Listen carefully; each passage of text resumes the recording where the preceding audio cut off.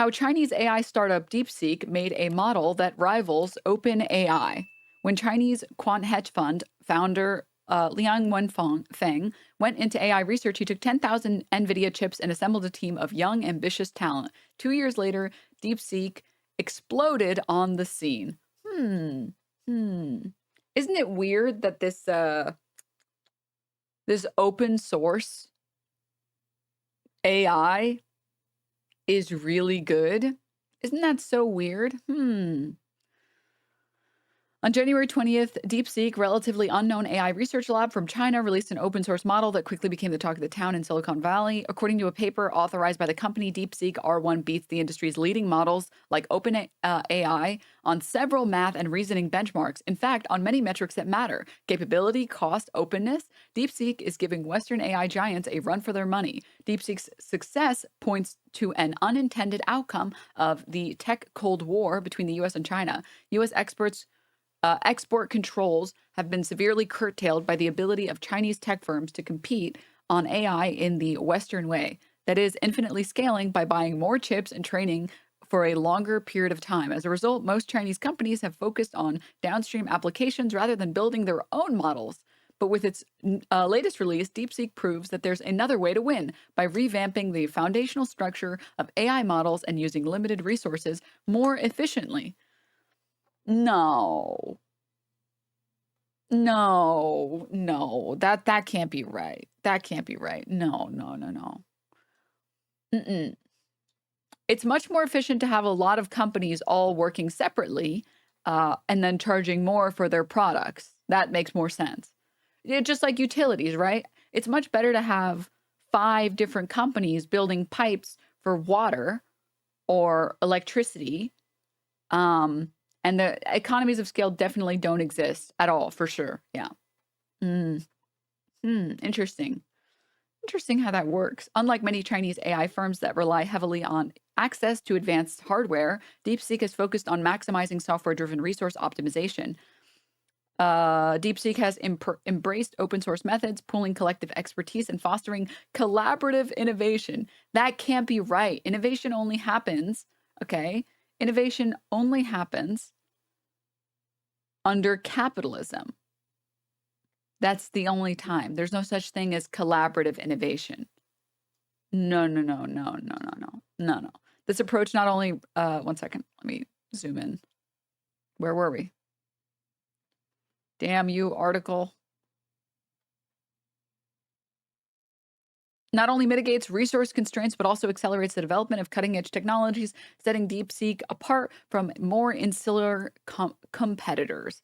So let's obviously address the elephant in the room. I don't think you have to be pro-AI. In fact, I would recommend being anti-AI. I'm pretty anti-AI.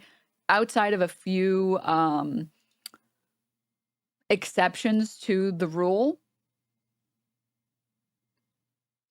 and I might choose to highlight one example of how AI is good. But generally speaking, I'm not a big AI fan because it has so many negative consequences. Most notably, the fact that it's ruining our planet even more.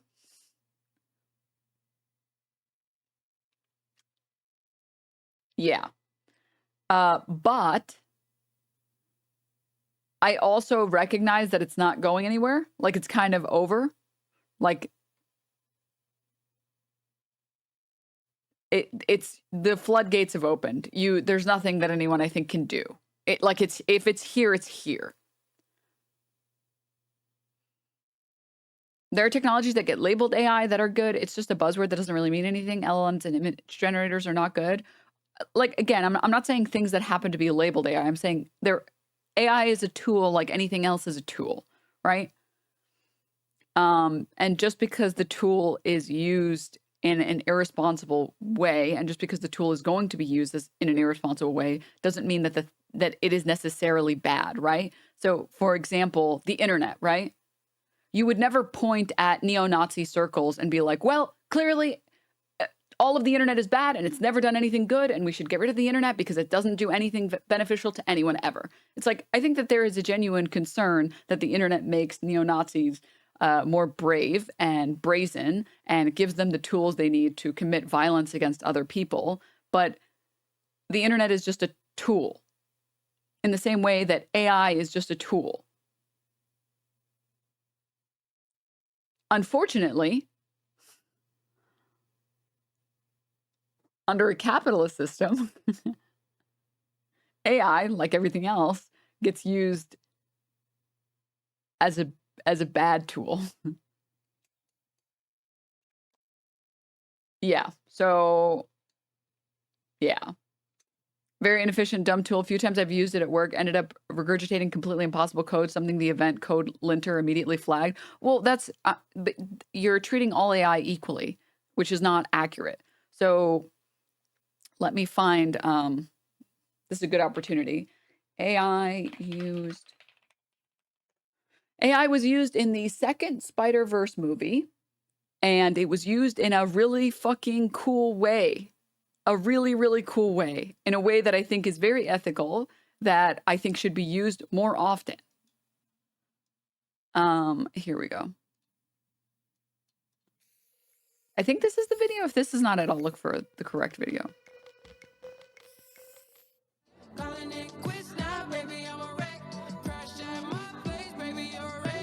To find Miles, we started with his source material. One of our biggest goals with Miles was to make his origin feel like it was a comic book come to life. Early on, we discovered line work was not only critical to our aesthetic, but was also an incredibly powerful tool to push Miles' emotional clarity. Several new techniques were made to pull this off. Animators could both... So, for anyone who's watched the Spider-Verse movies, it's animated in the same way that sort of like the Walking Dead, I think, games are made, where they put the line work on top to make it look more comic booky. Amongst a lot of other things, like certain textures that are used, the way that they animate it, the lighting that they use. There's a lot of different things that they do to make it look more comic booky. But this is one of the things where they put in extra line work, extra stylized line work on top of the model. Pose rigged lines and hand-draw new freeform lines that described acting choices and actions. The effects team created a whole machine learning process to track a library of hand-drawn lines. And the lighting and compositing team created even more tools to further layer line work to shape and describe outlines and edges. We wanted Miles' world to feel as though it was printed in ink and that nothing in it could be soft, including how Miles moved. We tried to avoid the perfection of computer motion. That led us to turning off motion blur and animating on twos. And that decision in turn made it so that we needed to rely on more traditional hand-drawn techniques for smearing motion, such as distorting trailing edges, comic book action lines, multiple limbs, and sometimes simplifying the shape to feel like smeared color in spaces between poses. So cool. To help aid with our graphic look, we even built Miles to have more angularity, so that his silhouette would have more straight lines and the planes of his form could more easily break into blocks of color. His eyes were built to be irregular in shape, and the highlights of his eyes were often hand-animated to look as though they were blobs of paint. Animating on twos freed up all kinds of movement possibilities and equally as many challenges. We had to adapt our performances in different ways depending on how the camera moved. In order for simulations to work with our style, we had to animate so clearly that a parallel version of our scene could be created and then automatically splined for the cloth and hair teams. We developed a new publishing process and tools to allow animators in the cloth team to preview and experiment with twos with the flexibility to make so cool. every shot a combination of twos and ones. Anyways, I was just trying to highlight this section here, where the animators literally have to go in scene by scene on every single one of the shots that has any characters in it and draw these lines on these characters' faces. Amongst a lot of other things, not just their faces. New freeform lines that described acting choices. So they all have 3D models, but to make it look better or to make it look more like stylized, they have to go in and manually draw these fucking lines for every fucking frame. What they did was they had a model that was able to, an AI model that was able to be trained to just naturally, or sorry, not naturally, but like generate these lines. And animators would go in and just edit them if they felt like they needed to be edited, which is huge. So they created the first movie, right? Or like they created like the basis of the first movie and they trained this model. and then they got it to do something that otherwise would have just been a menial task.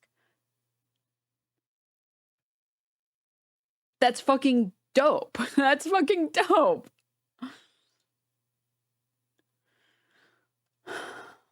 Wait, I'm confused. What does them doing that have to do with the ethical use of AI? It's that AI is just a tool. Anything that can be used to automate a process that otherwise is better to be automated is good. AI doing boring work, boring repetitive tasks is good, actually. This isn't Gen AI, this is machine learning AI, which is a little bit different. Yeah, of course, of course. I'm only talking about like that people tend to brush all of AI as bad because it's used so often for bad stuff.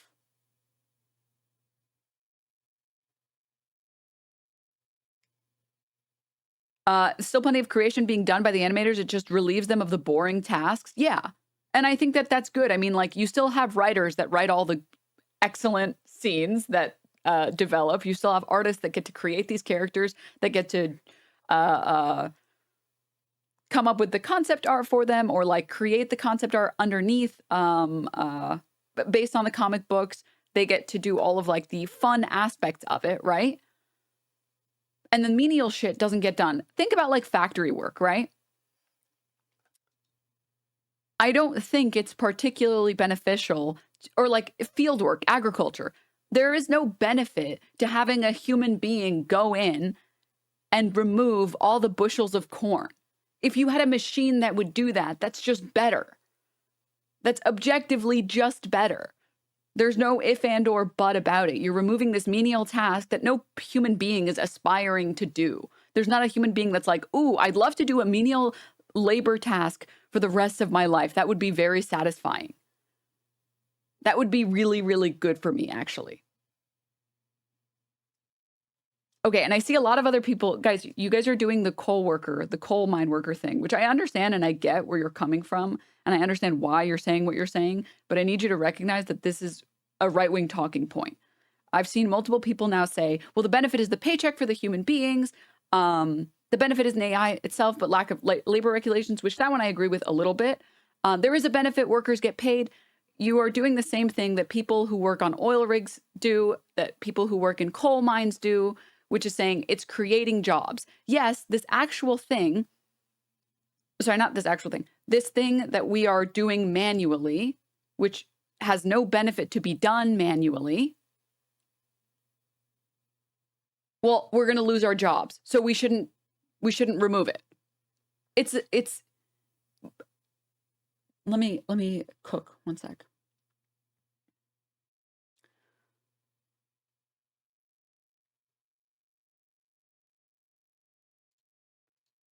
I would like all of you to imagine a faraway land, a very faraway land, where we could automate all the boring jobs and we could give people free money. Hear me out. Just hear me out.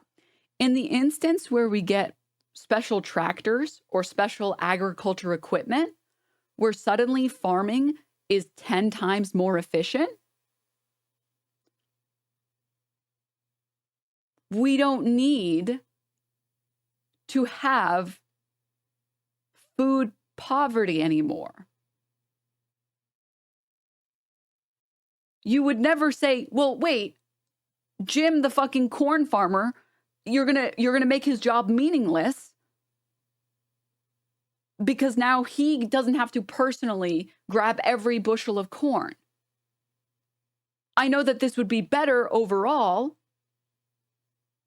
because we would just have more food and we would just be more efficient.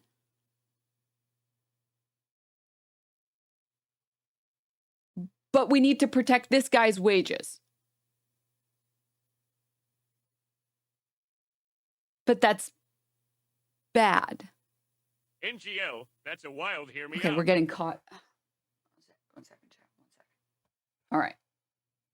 There's 500 different, I forget that this train of thought takes us into 500 different sidebars. So let's sure, we'll get into it. Sure, why not? Sure. All right.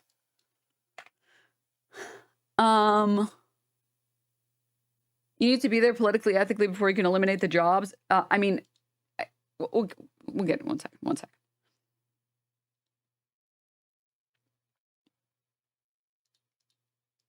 Okay. One step at a time. All right. I am posturing that AI is a tool,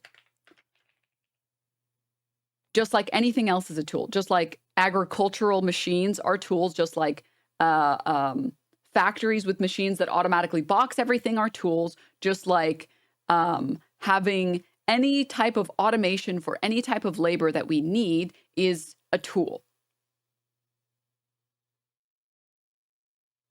Okay? I think all of us can agree with this statement, that these are tools. Yes? I think this is a non-controversial statement.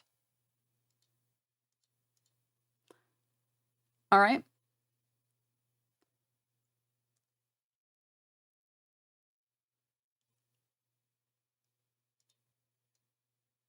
Remember that not all tools are useful, ? That's a side point. We'll get into that, but that's not relevant to the point that I'm making right now.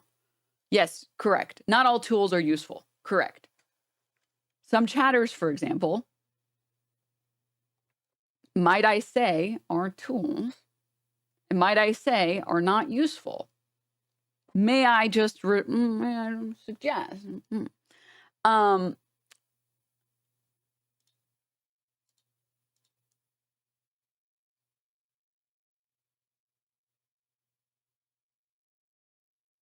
I would posit AI is closer to an engine than a raw tool. I don't know that that distinction matters.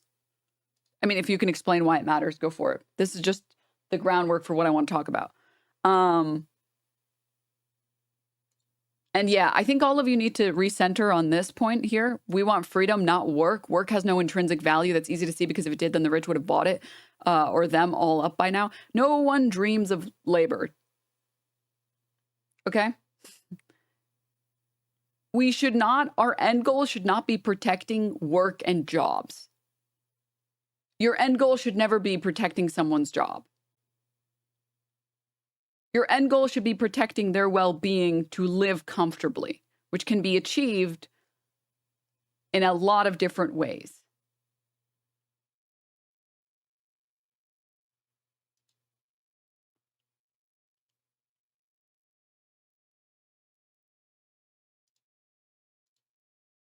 One second. We know that automation is a high upfront cost with ongoing costs. Workers are medium upfront with high ongoing costs. We need to institute a law that companies are required to fulfill someone's wages until they find a new job. I mean, we need a lot of different things, but we'll get into it. We'll get into it in a second. I want to go point by point here. Okay. Now I used the, I think some chatters missed the point when I was trying to bring up two different examples. I used like coal mining. Oops.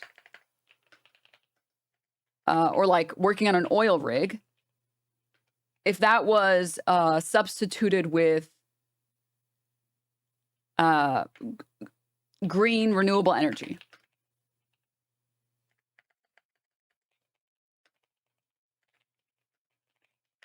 If you were to respond to this with, wait, but my job, but I work on I work on an oil rig. I work in a coal mine. What about my job? That's not a valid argument against switching to green energy because one of these things is objectively better than the other. You can't just say as an infinite defense that, well, someone is going to lose their job, so we shouldn't do that. That is a bad defense, right?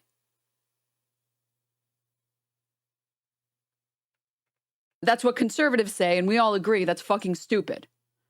Unfortunately, I think some people missed they missed the point with what I said with this and said, yeah, but coal is objectively bad and it's bad for you if you work that job. So that's why it's okay. But that's not the point that I was trying to make with that. The point I was trying to make with that is claiming that someone is going to lose their job is not a good enough defense for why you should stop why you should stop automation. That's what literally conservatives say about fracking. Correct.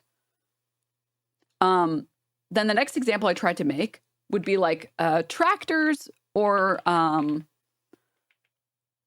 any other, I mean, I don't know a whole lot about farming equipment, but any other farming equipment that helps to automate agricultural volume, I guess. That we should have more farm tech that actually improves output because that's objectively good. Having more food is just good. You would never tell these people, these farmers, yeah, well, someone's going to lose their job if we automate this system. And then multiple chatters were like, well, the problem isn't that we don't have enough automation. It's that we have enough food, we just don't distribute it. But that's not the point that I was making. The point that I was making was about removing people's jobs. I already know that we have enough food for everyone. We just refuse to feed people because it's not profitable to feed people. The point is, you don't look at innovation, actual technology, and respond with, well, it's not worth the innovation because someone's going to lose their job. That is not a valid defense for the statement, we should engage in this technology because it's good in these ways or these ways.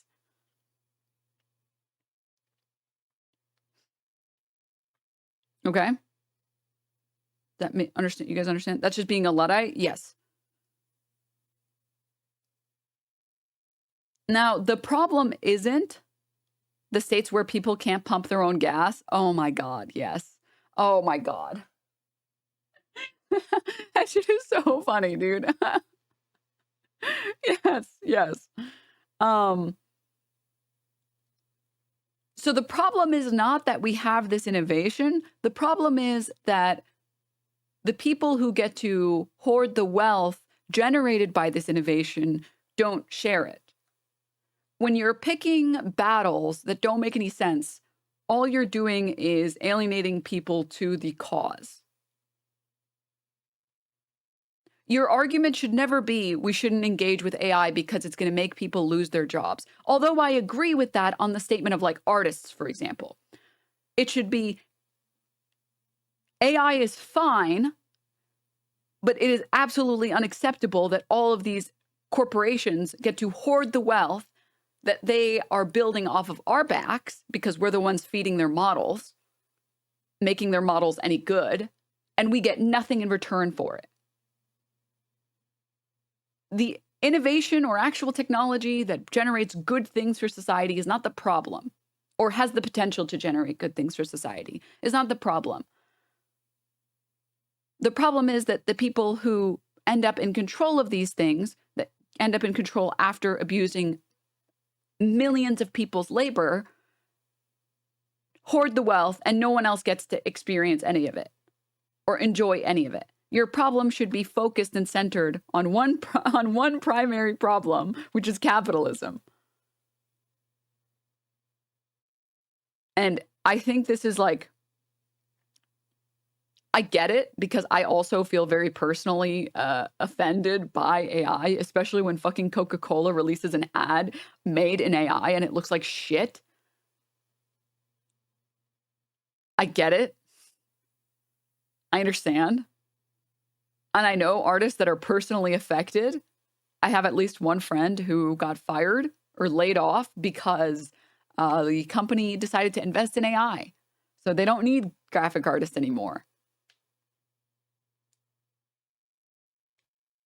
I understand the desire to focus in on this one thing that is making a lot of people's lives objectively worse. But you have to measure your own emotions and remember that it's not any of these separate things that are the problem. It's the fact that some piece of shit CEO gets to have all of the power and all of the money and decide at a whim, actually, fuck workers. Because you're not going to be able to get people to like unionize if you blame the AI, right? You're not going to be able to get people to care about labor violations if you blame this tool or that tool. We should be blaming the people who are using it irresponsibly, who are using it for their own profit, instead of the actual tools. AIs to artists is what cameras were to painters. There are not people who take pictures who suck at it, but it's very easy access to instant images. Yeah.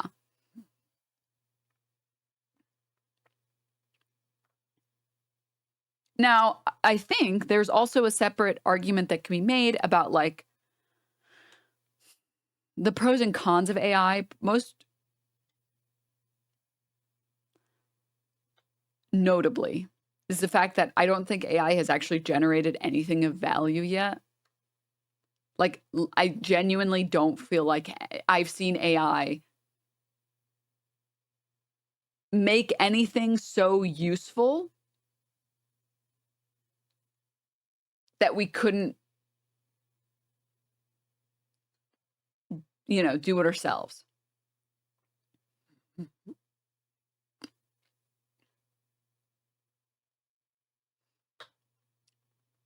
Dark fantasy TikToks. Oh, actually, you guys are right. Wait, there is one. There is one. This I've seen. Protein folding. In like, I've seen it be used in the scientific community for good. Only thing I've seen AI do is crunching genetic data for medical research. Yes, but the problem is I'm not even sure if that stuff is actually AI or not. Because I haven't looked into it for more than like 5 seconds. So I actually don't know.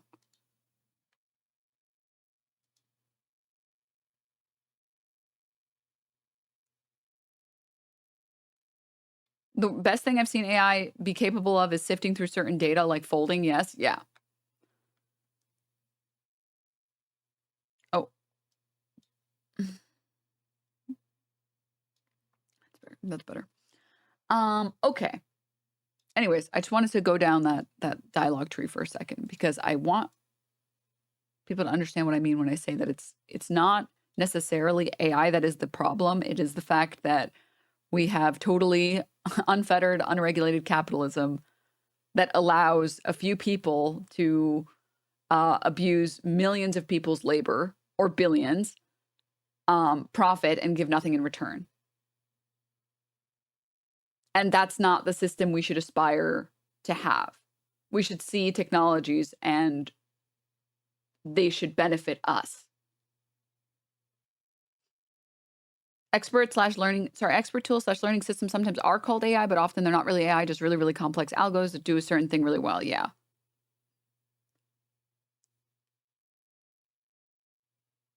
The language converting AI tool thing looks pretty cool. That I've also seen that looks really good as well. Yeah. Also, I do still think that the blatant burning of energy in data centers is the biggest con to AI. I think that con alone outweighs most of the AI's good qualities. Sure, but what about a world where like AI wasn't used to generate 6-breasted women, right?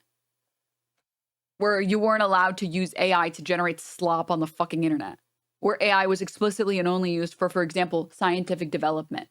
I think that if AI was explicitly and only used for like cancer research, as an example, or like any scientific medical breakthroughs, the energy burned might actually be worth it, right?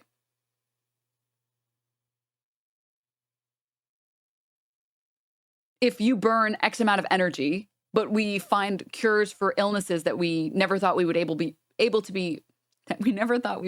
to find, that's probably worth it, right? If you're able to save millions of lives or potentially billions of lives, whatever energy you burned to be able to create that was probably worth it, right? But like the slop engines that just make women with really shiny boobs and that like make Trump with muscles, like objectively, that's a waste of energy. That is a total fucking waste of energy. Oh my God. Like what a fucking waste.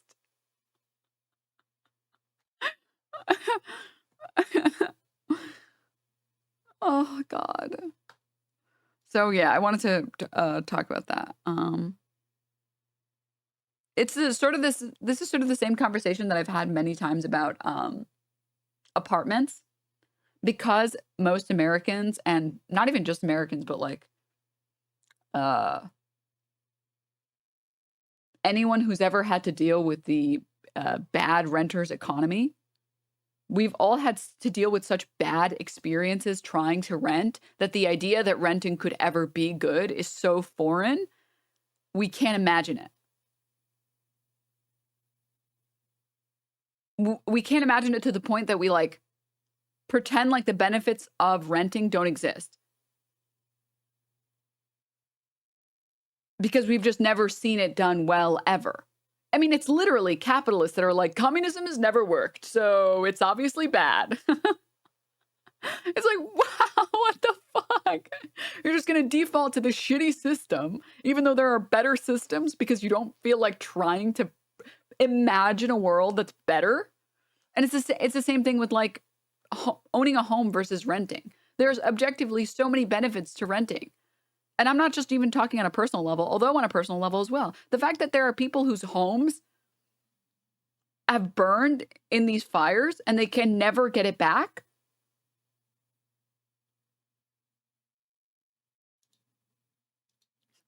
Sorry, I have to.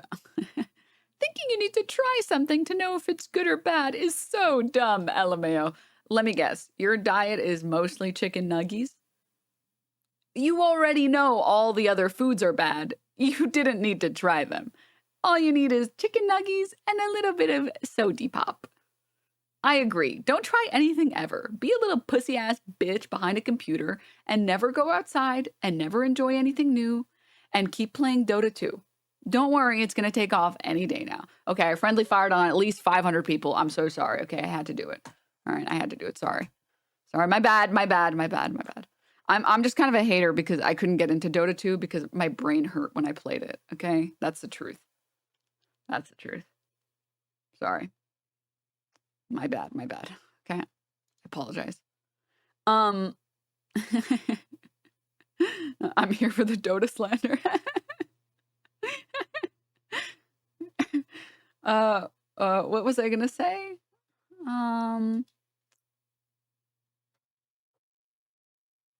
Oh yeah, apartments. Yes. Objectively, the fact that when something breaks in your apartment, you don't own it, so you don't have to give a fuck, that's dope. Are you kidding me? That's fucking dope. The fact that you don't have to worry about ever repairing anything or ever, I think you should learn those skills just to have them because it's good to have them. But not needing to do them is dope. It's cool. You pay. I mean, that is basically how we nationalize.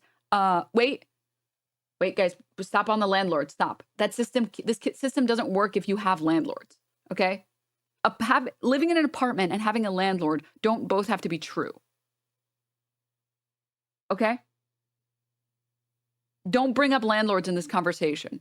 This is not what I'm talking about. I'm talking about public housing. The fact that we can fund these things the way that we potentially fund socialized healthcare. Everyone pays a little bit into a greater system that tries to take care of the well-being and health of everybody involved. You pay a little bit, your government fights for you and everybody else who pays into this socialized healthcare system, this Medicare for all, dare I say, system. And when you need help, you get the help. Imagine that, but for renting. You all pay in a little bit of money, and when something breaks in your house or your apartment, you all chipped in so that you don't have to fucking worry about that. Whoa, that's crazy.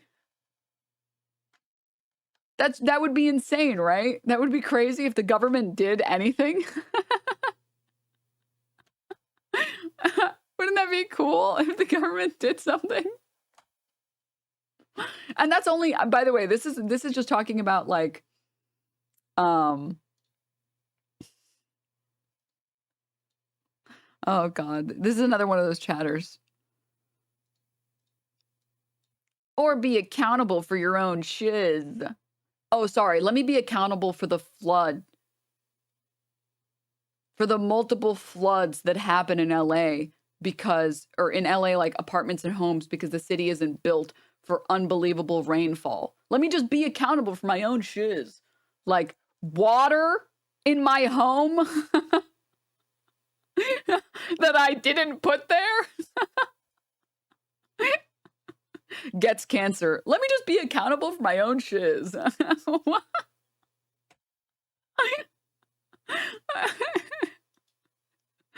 Oh. Anyways, yeah. Yeah. TLDR, if you are interested in a world where renting, for example, doesn't have to be shit, there's really good videos on Vienna's housing system where people pay a rate that is fair. They operate, their housing units operate very similarly to like the way that day fines would work. Day fines suggest that if you're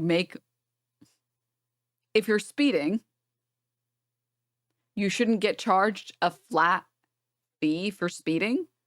You should get charged a rate that scales with your wealth or income. What you would have earned in a day is what you will be fined.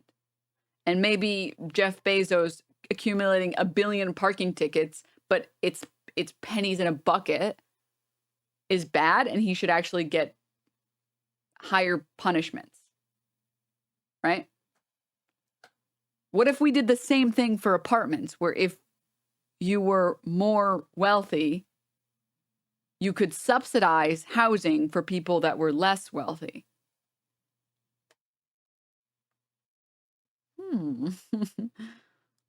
Zenslov says, thank you. Thank you. Yeah. Wow. What if we did that? What if we did that? Sounds woke. I don't know. I don't know. Sounds woke. Anyways, yeah. TLDR. Sometimes things don't have to be objectively bad. Sometimes they can be bad because they're being used under capitalism. Really quick, this is the actual thing that I wanted to talk about on AI. This topic, which is this person saying DeepSeek is a CCP state psyop plus economic warfare to make American AI unprofitable. They're faking the cost was low just to justify setting the price low and hoping everyone switches to it, damaging AI competitiveness in the US. There is zero evidence that DeepSeek is a psyop. This post does not provide any sources and presents the opinion of the OP, whose father is a major OpenAI stockholder, as a fact.